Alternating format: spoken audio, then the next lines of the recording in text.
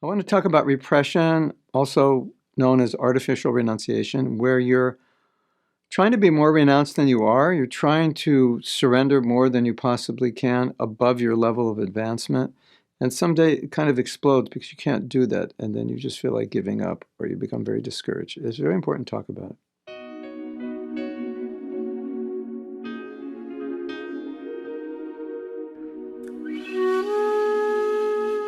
So to explain this idea, I want to use an example of high jumping. High jumping is where they have a bar, it goes across, and then you run and you jump over it.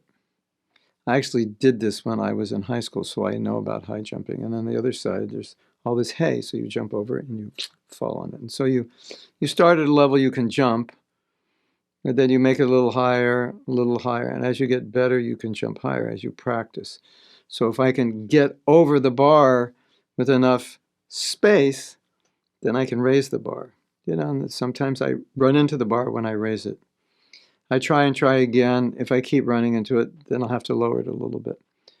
What a lot of devotees do is they put the bar at about 3 meters, but they actually can only jump 1 meter.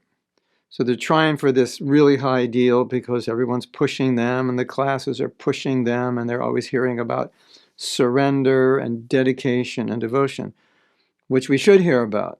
But they're interpreting that means I have to jump over the 3-meter pole.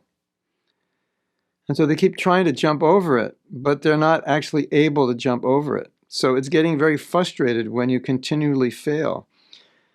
Then you can start to think like, well, maybe I'm not really cut out for this. Maybe I can't do this. Maybe I'll never be successful. Or you just start making excuses for not being able to get over the bar, and you think, well, it's just whatever. It's not good. You put the bar at 3 meters, you jump over it because that's where you're at. And then next month you put it at 3.5 and you practice that. And 3 months later at 4. And gradually, over the years, you'll be able to get up to 9 meters, pure devotion. But if we don't understand this, then what happens is,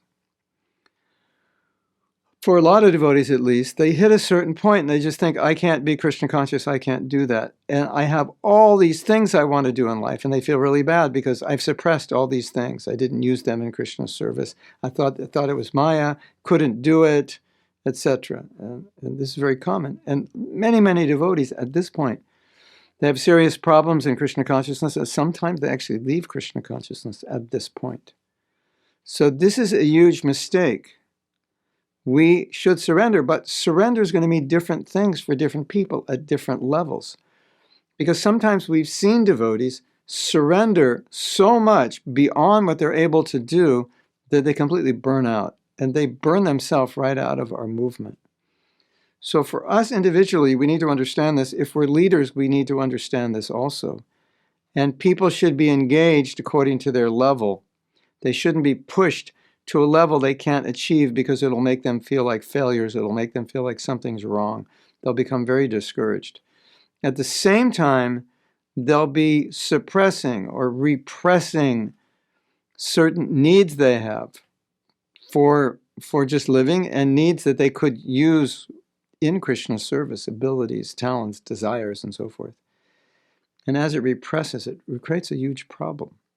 So I'm only talking about this because I see this happening to a lot of devotees.